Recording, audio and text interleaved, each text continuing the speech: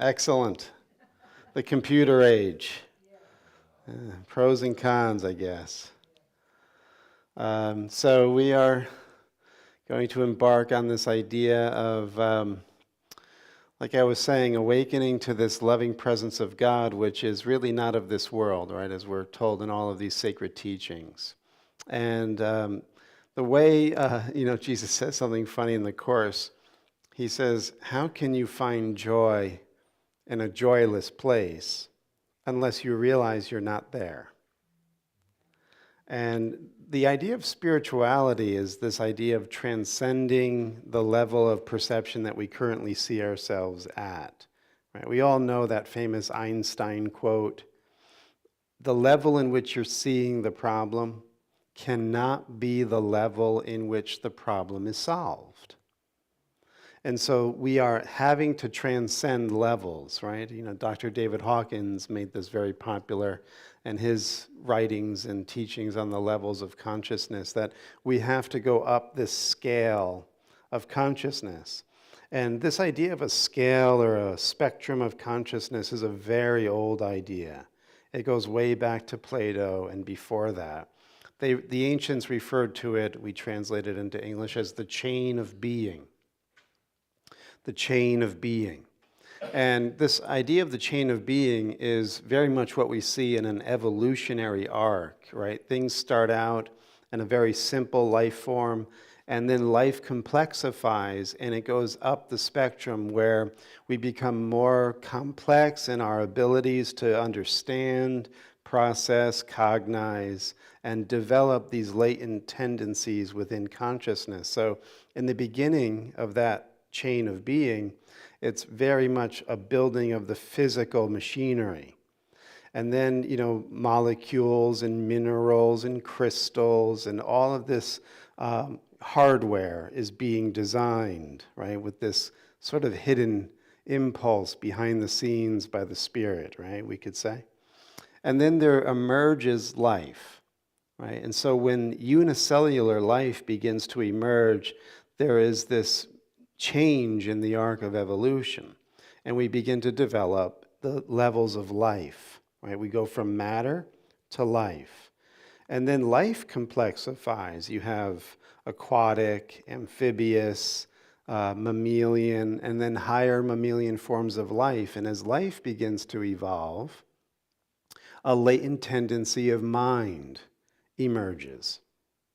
And so as we go up the spectrum, what was potential, life in matter, mind in life, becomes actualized as we go along. Now, who made this very popular and developed these ideas very beautifully is Sri Aurobindo, and he's famous for his quote using the universal idea of man. Man is a transitional being. In other words, there are latent possibilities, potentialities within us that haven't yet emerged. We haven't actualized them. But we are on an ascending arc, and there's an inevitability to this higher consciousness coming in.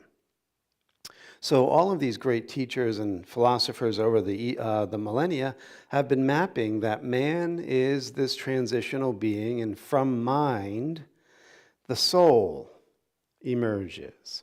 And we have little pepperings of this insight along the way in human civilizations, right? A lot of the times our religion is relegated to health and wealth and progeny, right? The concerns of life.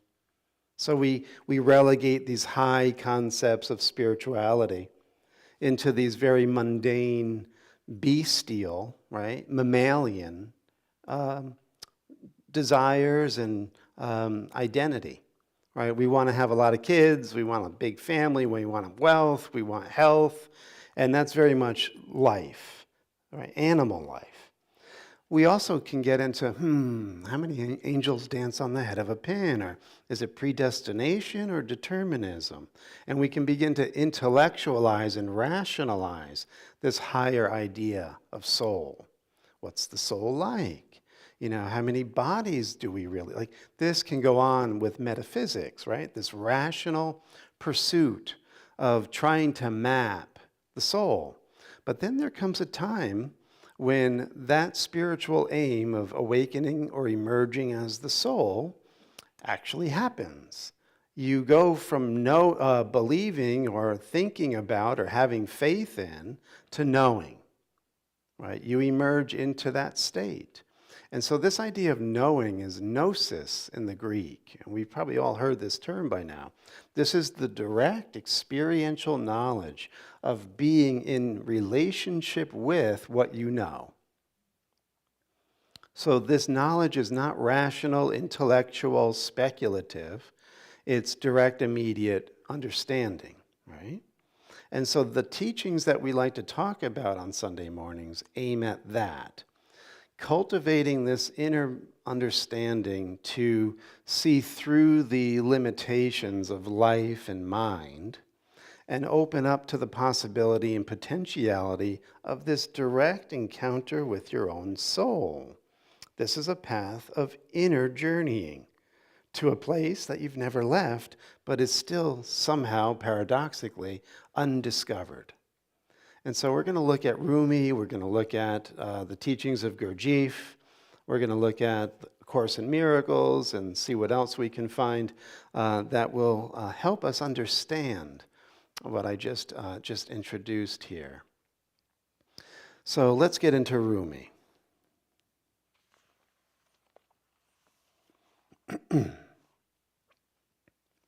This is buy me from my words. Before now, I wanted to be paid for what I said. But now I need you to buy me from my words. The idols I used to carve charmed everyone. Now I'm drunk on Abraham and tired of idols. So Abraham and Islam and the Abrahamic tradition, he busted the idols of his dad. His dad made idols in Babylon. So there's the famous story of Abraham, tending his dad's shop while his dad's away and busted all of his dad's idols because Abraham was beginning to awaken to the formless.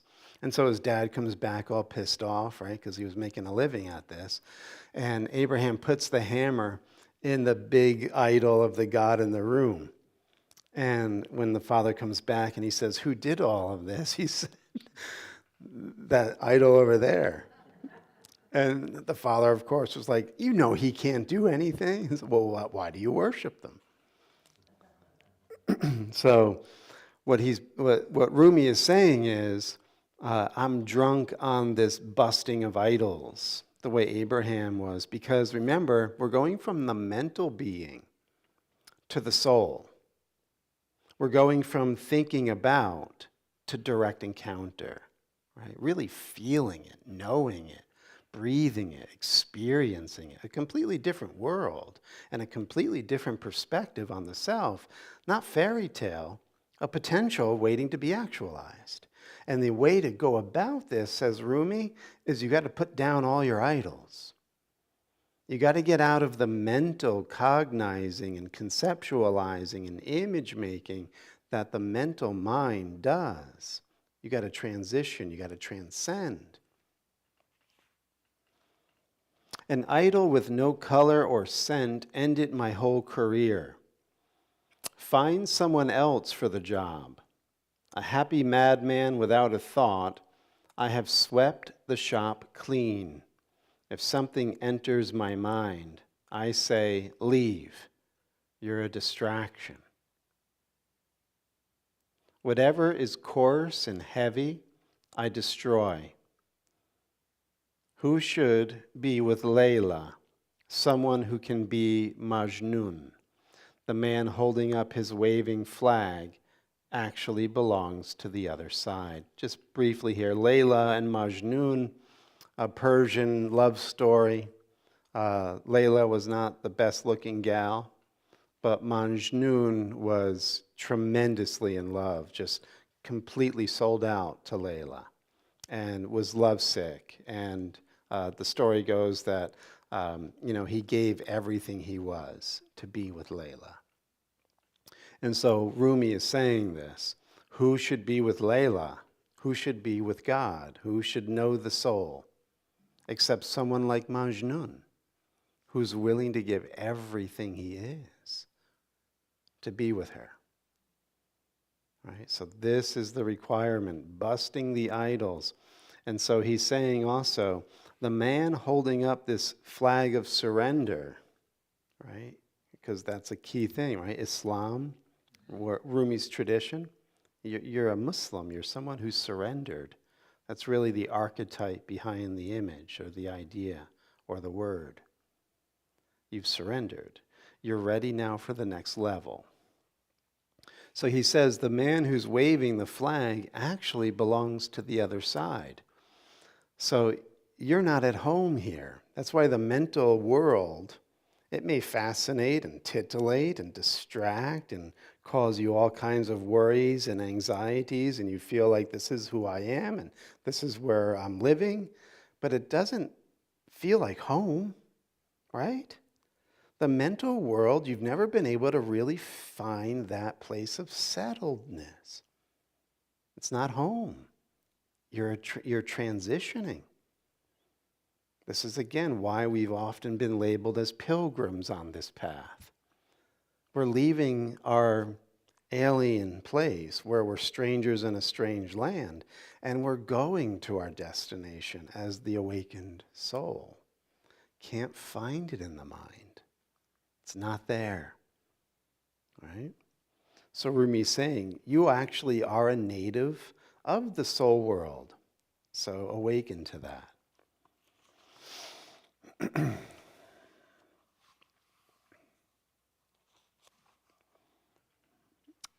This is to take a step without feet. This is love.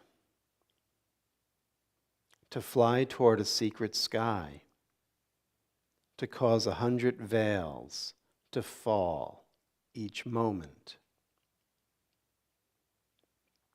First, to let go of life. In the end, to take a step without feet. To regard this world as invisible and to disregard what appears to the self. Heart, I said, what a gift it has been to enter this circle of lovers, to see beyond seeing itself, to reach and feel within the breast.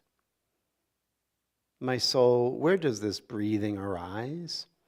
How does this beating heart exist? Bird of the soul, speak in your own words, and I will understand. The heart replied, I was in the workplace the day this house of water and clay was fired. I was already fleeing that created house, even as it was being created. When I could no longer resist, I was dragged down, and my features were molded from a handful of earth. So,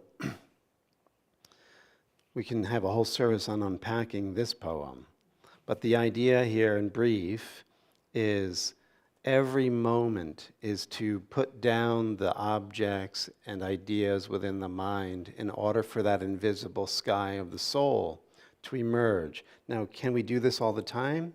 Short answer, yes. Will you do this all the time? That takes tremendous effort and practice. Can you do it inside the space of an hour with us this morning? Most definitely. So here's the practice. As we're moving along in this conversation, do this practical work as the Gnostic that you aim to be, the one who wants to know the soul. So what is Rumi saying? Let 100 veils fall each moment. What are the veils? My plans, my past, my future, my worries, my thoughts, my ideas, what he just smelled like, or what...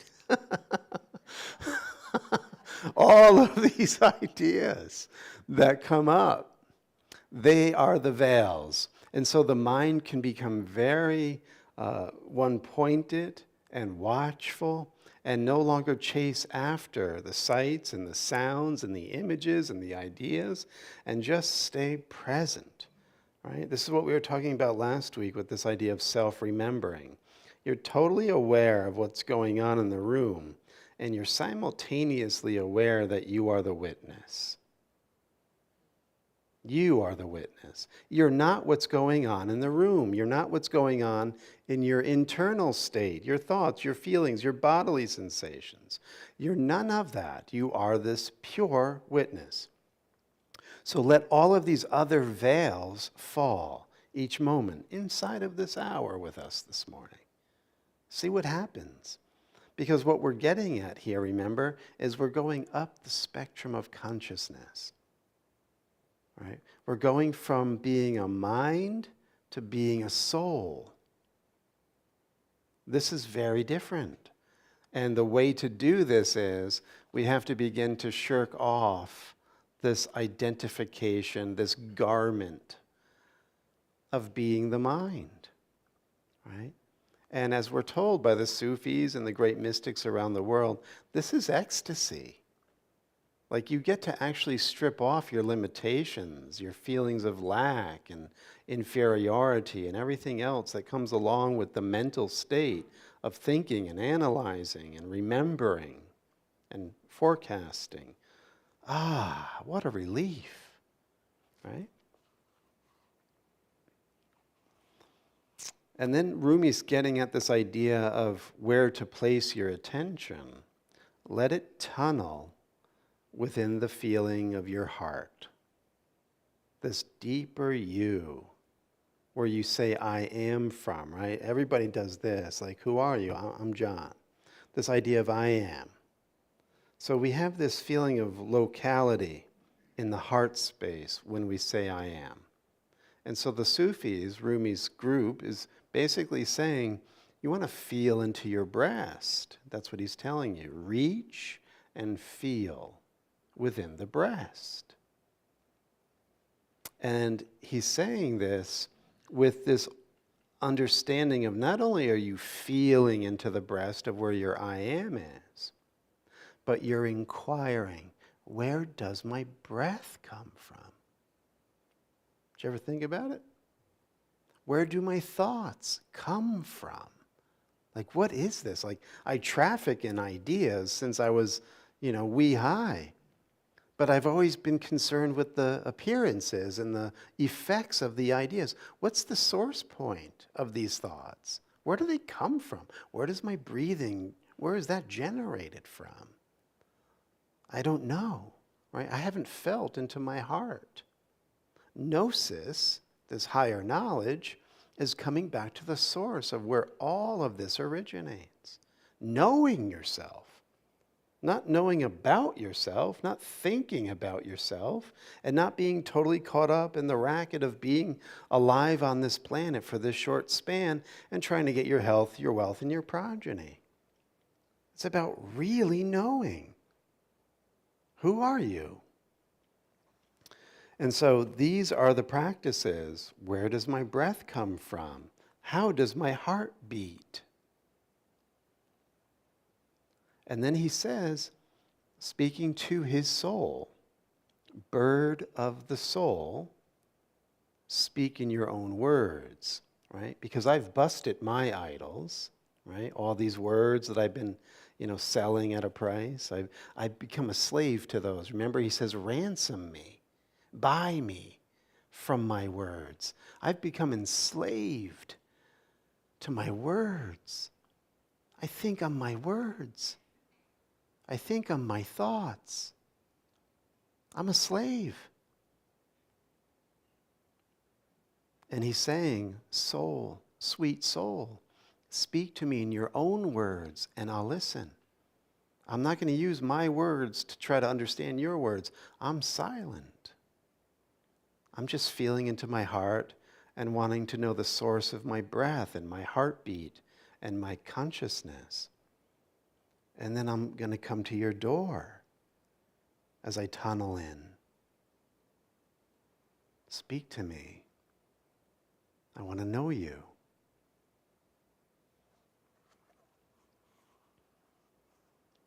And he says, when you speak to me in your own words, I will understand. Remember, the one waving the flag is a native of that other world. And that's what he gets into now. His heart tells him. So this is Rumi communing with his heart, and there's this ancient knowledge or ancient wisdom within the heart that Rumi begins to discover as himself. And he's being told of his existence prior to coming into the body. What does his heart reveal to him in this direct communion of gnosis? Not thinking about, but this is what happened. The heart replied, I was in the workplace the day this house of water and clay was fired. In other words, I was in the upper worlds watching the conception and the formation of your body in the womb. I was already fleeing that created house, even as it was being created. I didn't want to go. I didn't want to go into limitation. I'm like a flame. I'm always wanting to rise up. The earth is always going down. So by my nature, I always wanted to be out of the limitations. But he said, but I could no longer resist. I was dragged down. I was caught in the inertia and the gravity, in the tractor beam of the earth. And I got involved, literally. I involved myself into the body. And this involution is how the soul went to sleep. It got involved in the body, and now it's so involved being the body that it forgot it's the soul. And yet he says, I don't belong here, right? I have this ancient memory. And even though my features now seem to be this molded clay, there's a memory in me that will come out of this involution, and I will begin to have an evolution. This is what we're talking about, going up this great chain of being or spectrum of consciousness. We must evolve through these spaces. So as we had said before, you go from the mineral to the plant, to the animal, to the human. And as we keep going up, we recognize these spaces become more expansive. So as you look, you'll see that life includes the minerals, right? You take calcium for your bones, and you take magnesium baths to relax, and take zinc if you feel a little ill. Like, there's part of you that is the mineral world. And there's part of you that has the cilia and all these things going on in your gut and in your cells that are plant-like, that come from the plant evolution. So what we're seeing is we transcend the lower levels or spectrums of consciousness, but we include them. That's why the ancient Hermeticists called man the microcosmos. He's a little universe. Microcosmos. You are the mineral. You are the plant. You are the aquatic life. You are the amphibious life. You are the mammalian life. And you're human. Don't believe me? Look at how a fetus develops in the womb. This is all recapitulated in our growth process as in utero. And so we transcend and include all these levels of life. And what we're getting at here is we're evolving to a next stage. That's what this information is designed to do. This information is literally impregnation. You're to get fertile in your mind so that you can literally house the embryo of the soul. You're going to give birth to your soul. That's what this human being is designed to do. It's like an alchemical retort, right? A place in the laboratory where this greater golden image of God can be brought into creation. It's there, it's in potential. But you have to welcome it. This is what makes mankind, humankind, unique. You're now on the track of conscious evolution. Everything else was unconscious evolution. Now you can speed it up. You can direct your path. That's why A Course in Miracles starts out with, this is a required course. You're going to evolve into your soul because you're not at home here. But free will determines how much you take at a given time. How much you're going to let in. How bad do you want it?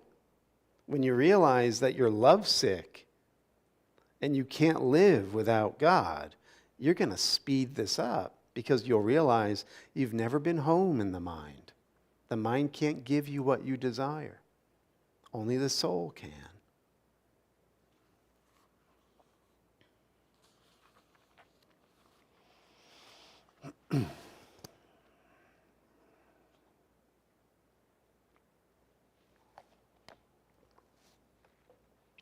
Last one from Rumi.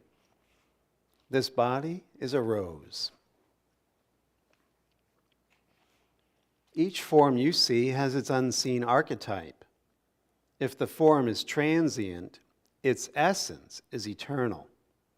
If you have known beauty in a face or wisdom in a word, let this counsel your heart, which is, what perishes is not real.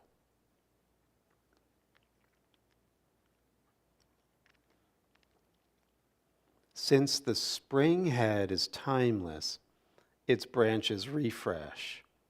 Since neither can cease, what is the cause of your sorrow? Think of the soul as source and created things as springs. While the source exists, the springs continually flow. Empty your head of grief and drink from the stream. Don't think of it failing. This water is endless. From the moment you came into the manifest world, a ladder was offered for your escape. From mineral substance, you became a living plant, and after, a roving animal. Is this secret? Afterwards, as a human being, you developed reason, consciousness, faith. See how this body has risen from the dust like a rose? When you have surpassed the human state, your angelic nature will unfold. Your angelic nature will unfold in a world beyond this world. Surpass the angels then, and enter the sea. Your drop will merge with 100 seas of Oman. Let go of him you called son, and say one with your life. Although your body has aged, your soul has become young. So everything we've been saying in many ways has been echoed here. But important to get also is how we're translating, or you could say transcending this world of the mind. He speaks of this first. Whatever perishes is not real. Right? This is in the Zen training, when you sit in Zazen, that's what you're doing. You're basically looking within everything that's arising within the present moment as this witness that can't witness itself because it's beyond all appearances and form. And so whatever is based within form, whatever is coming or going, whatever has birth and a shelf life and it's going to die, isn't you. And as you do this, the attention becomes laser-like, right? Because we start out, it's very dispersed. And we have like a flashlight that's open way too wide, and we can't see in the dark room. But as we really concentrate and bring our attention into this one-pointed focus, all things that perish are not real. As we really hone that, we burn through all these false appearances, right? They're appearing, but they're going to disappear. That's not real. What's real? Where does my breath come from?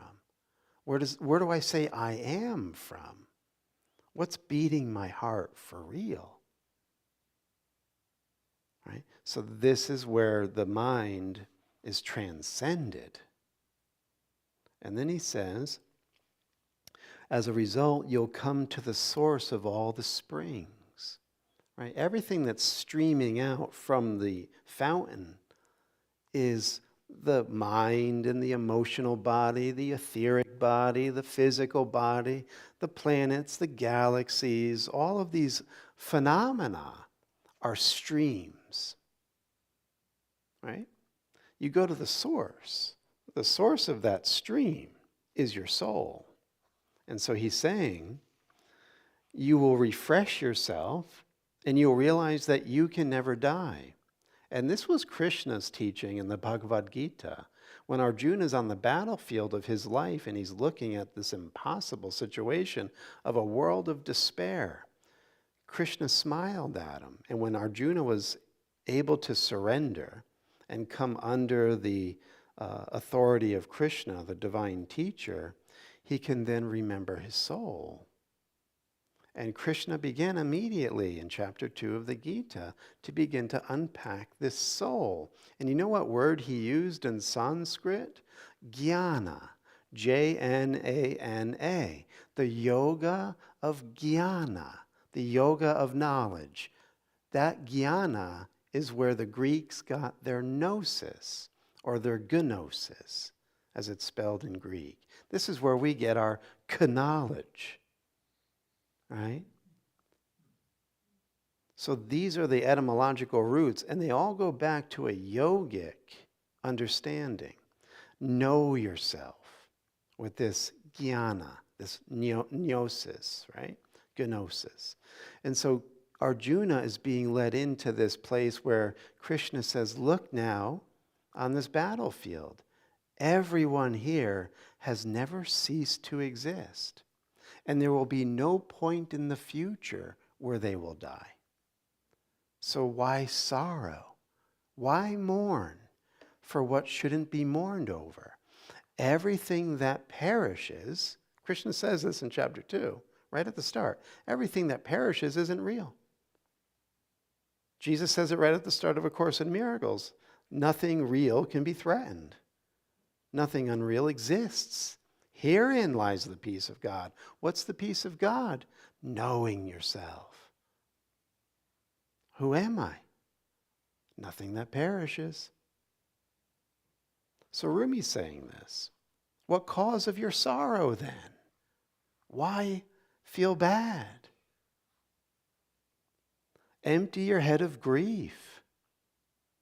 Right? There's the emptying again. Bust your idols. Empty your head of grief and drink from the stream. And in the Gospel of Thomas, there's a class on Christian Gnosticism coming up. I don't know if you got the email or not. But in the Gnostic Gospel of Thomas, Jesus says to Thomas, he says, when you drink of this fountain that I'm drinking from, you will be like me, and there will be no difference. Right? This is the oneness of being. So when we drink from this stream, says Rumi, not only will our grief fall away, but we will know the endless. We will know that we are eternal, and so is all living things. So are all living things. And then he's telling us, without belaboring it, that we are seeing this ladder of ascent, going through the natural world, mineral to plant, to animal, to man, to angel. And this is a stream, right? And this stream is streaming back into the great ocean or sea of Allah, right? The one that can't be named. And so you have this feeling, he says, that you can actually surpass the angels. So even when you get to a place of knowing these higher realities, right, you begin to taste fifth dimensional consciousness or sixth density or whatever you want to call it. That's not you either. That's phenomena. You belong in the sea. He says, your drop will merge with the sea. And the Sufis like to say this, the ocean, the drop becomes the ocean, and the ocean becomes the drop. So in these higher teachings of Gnosis, you don't lose your individuality. You're simultaneously distinct and total, right? And so there's a recognition. What makes Ray, Ray, doesn't ever die. What makes John, John, really, doesn't ever die. And so there's this aspect when we are in the sea, hey man, right? We're going to be in this endless state of knowing ourselves as the one self, but remember that? And so this is the beauty of a both and reality in God's mind, right? And so this is why we're going to go through this amazing evolution in consciousness. But there's something within us that is changeless and belongs only within the oceanic embrace of our beloved.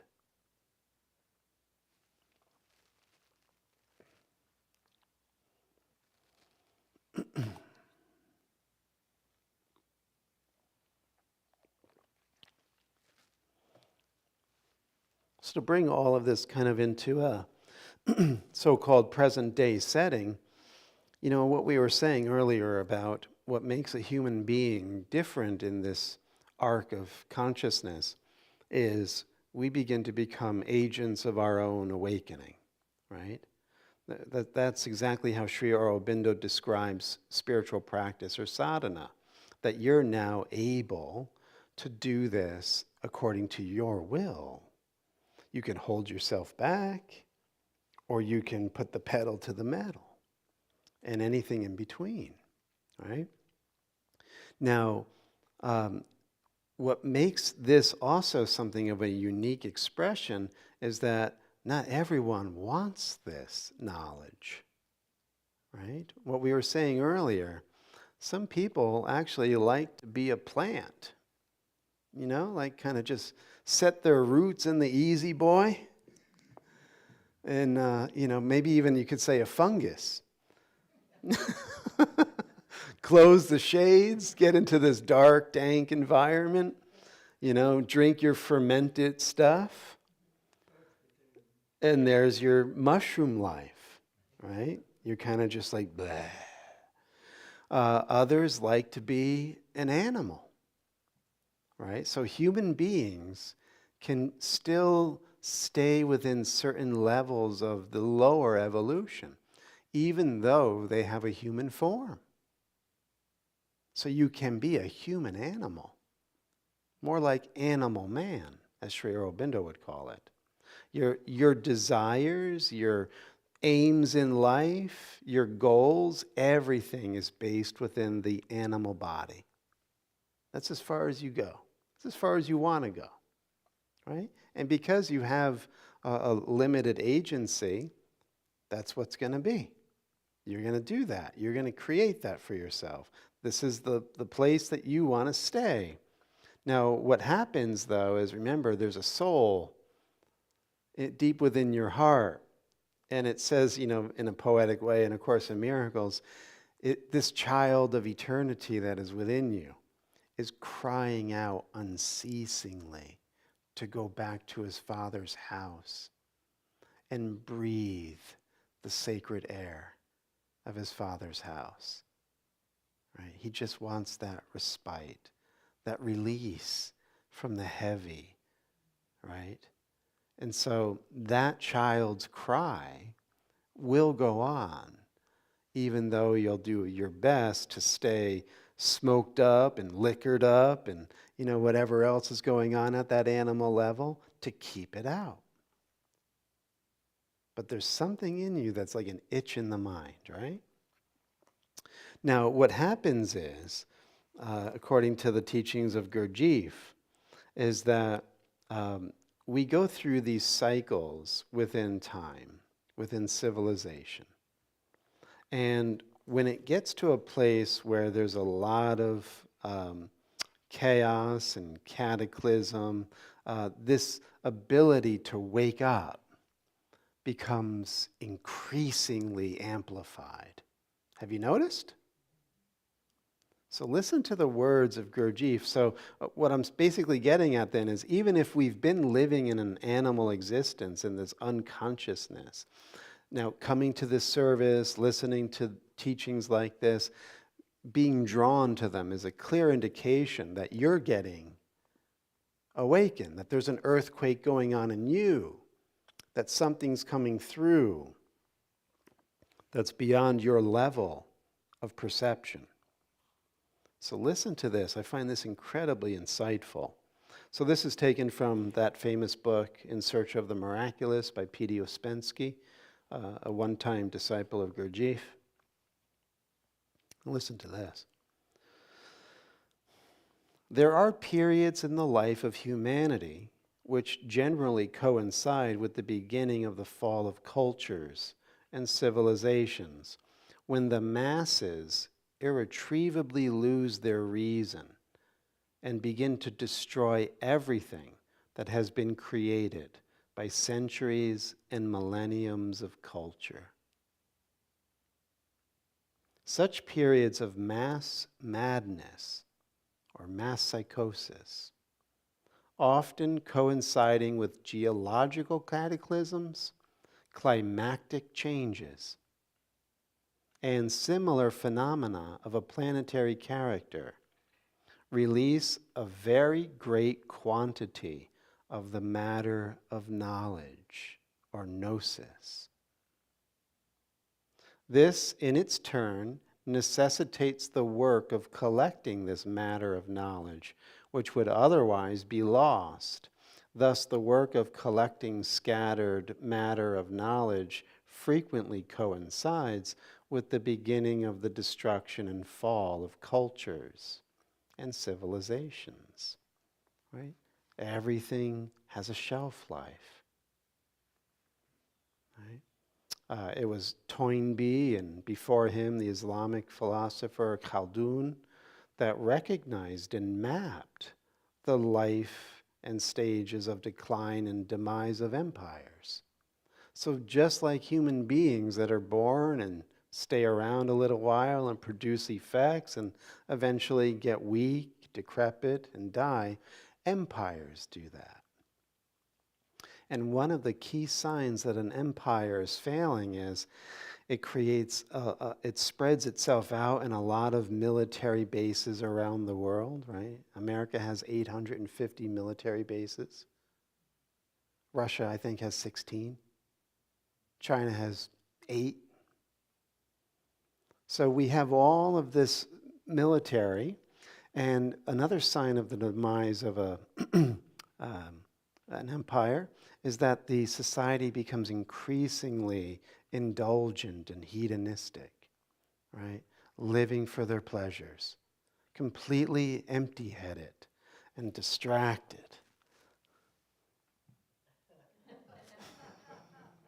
Right? Even falling off a cliff while you're doing this, right? So indicative of our time. And another sign of the end of an empire is that the home state doesn't take care of its citizenry, right? It's completely corrupted and hijacked by a crony system where everybody's basically mafia getting their payoffs, right? And the citizenry suffers. So as we see these things, we can map them, right? That's using the mental space. But we don't stop there. We don't, because that's just being in the conceptual mind. You're now, you're at the level of the problem. You can't solve that problem. You can rage against it. You can complain about it. You can worry. But that's not going to do anything. You got to transcend it. If you don't get this higher mapping that we're talking about this morning, it's hopeless. How can you get out of here? Right? Where do you go? So this is why these teachings, this gnosis, comes back at these times. You get the ladder of escape that Rumi just talked about. You go into the rapture. It's not going to be cartoonish. It's going to be in consciousness. You get raptured. You're not here. How else can you find joy in a joyless place? You ain't here. You're not the mind. You're the soul. Wakey, wakey.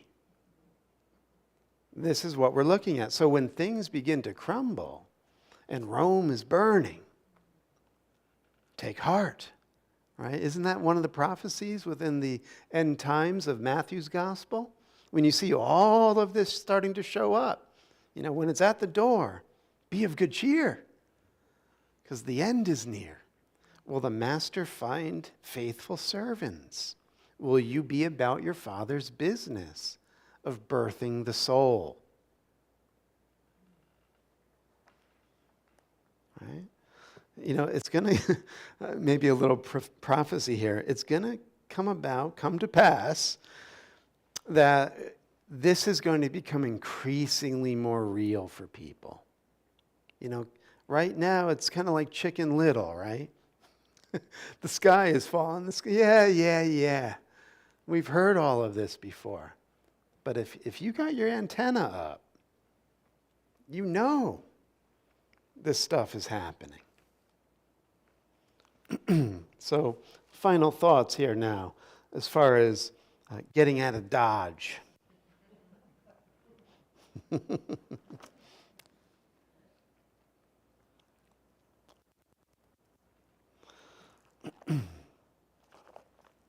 So this is good. So, stated briefly here, there is a choice that you have now once you have seen the real alternatives. You can't solve the problem at the level in which you're perceiving it. So there's nothing you can do as the mind, right? The person that you think you are right now. Can't do anything to solve this problem. You are the problem, right? You can only see the problem. So the only thing is your alternative of choice. I want to be the soul. I really do. I want to wake up now. I don't know how. I don't know which way to do this, but I really want to go home. There's nothing here. And it's getting worse. That's good. Be of good cheer, because that's going to stir you up. So there is a choice which you have power to make when you have seen the real alternatives. Do you want insanity and chaos? Because that's what you got here, truth be told. Despite the health and the wealth and the progeny, which is very animalistic and doesn't really satisfy the soul, you got nothing here. There is a choice then when you have seen the real alternatives, the world or God, right? The mind or the soul. Until that point is reached, right? Until you wake up to this, like get the shock, as Gurdjieff would say. You have to get a shock to go up the ray of creation. What's the shock? I'm in hell. I'm miserable, and everybody else is really miserable. Even the richest people that seem to have everything, they're really miserable. Everybody's miserable. Everybody's in a place of dissatisfaction. Buddha said that. That's what life here is. Dukkha, unsatisfying. So once you see that, right, and you can't force this on anybody, because even now you might feel like, oh, I could wiggle out of this one because I got this coming up and it's my granddaughter's surprise birthday next Sunday. It doesn't mean that you don't have a blast at your granddaughter's surprise birthday, but everything that perishes isn't real. And if you've wasted your life only going from one titillating event to another, you're bankrupt. You haven't birthed your soul. You missed the signs. Because your granddaughter can love you one moment because you brought over this beautiful present, and 2 months later doesn't want to know you.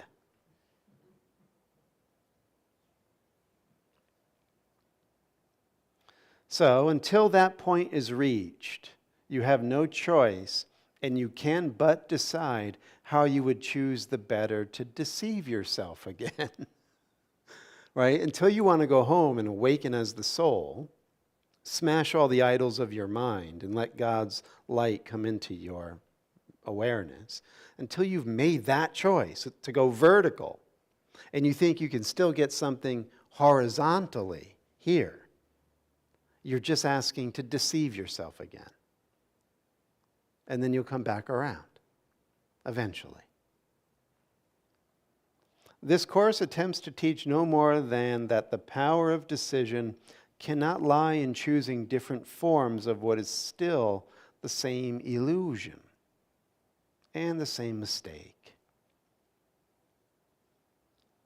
So no pathway in the world can lead to God, nor any worldly goal be one with His. That's how you know that the problem gets solved from a higher level.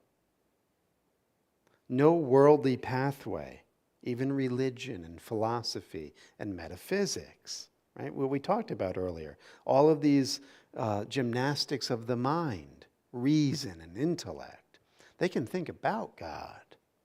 They can come up with really great systems of God consciousness. But they don't know God. They haven't gone to the fountain. There's no juice. So, you can't find God here. God ain't here.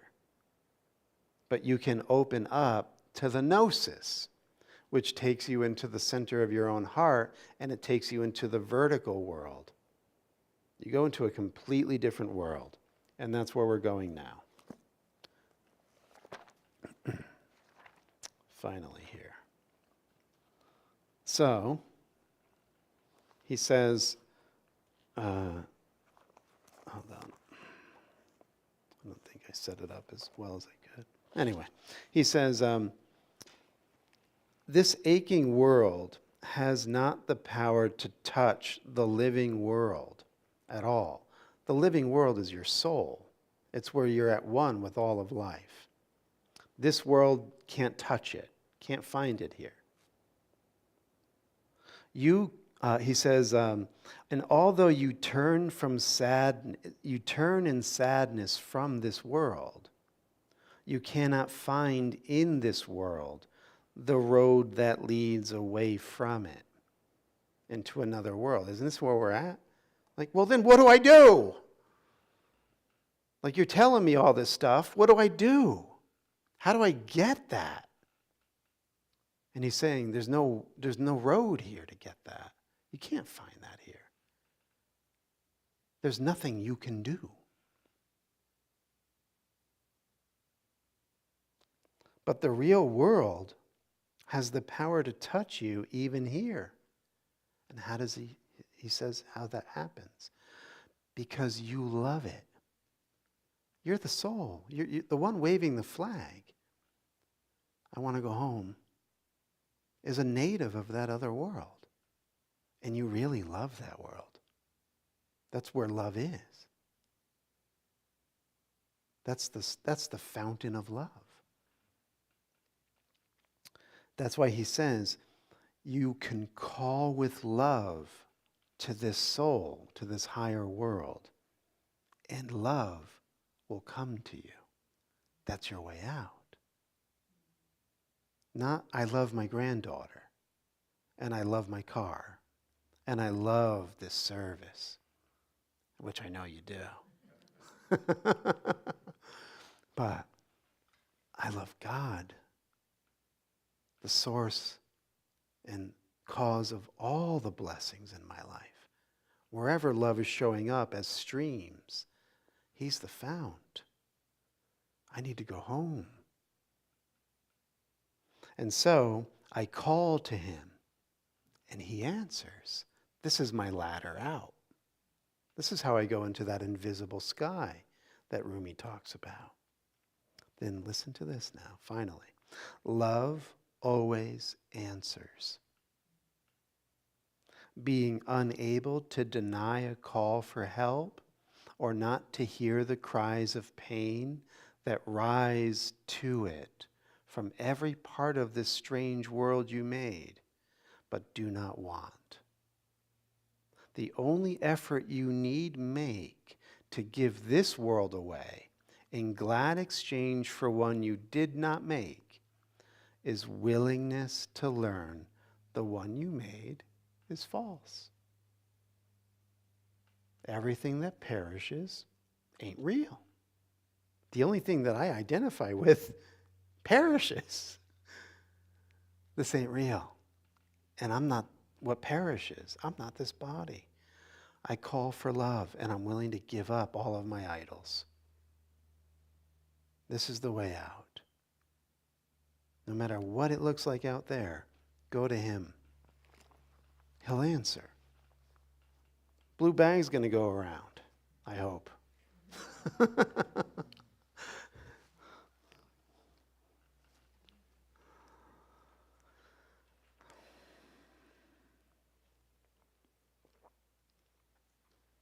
If you're joining on YouTube or Facebook, you can click the link below if you'd like to donate and support the 8 a.m. service here at Unity of Stuart.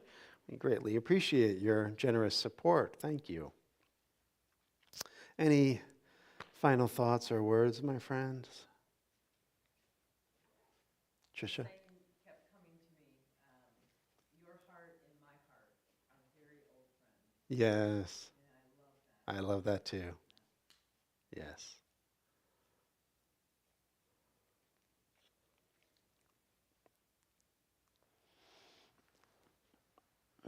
Your heart and my heart are very old friends.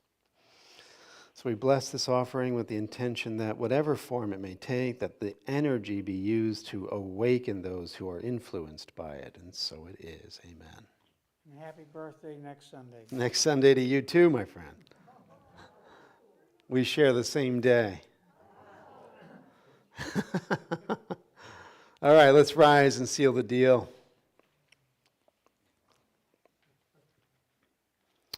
And coming into this heart and feeling into this place of true knowing and union with the beloved.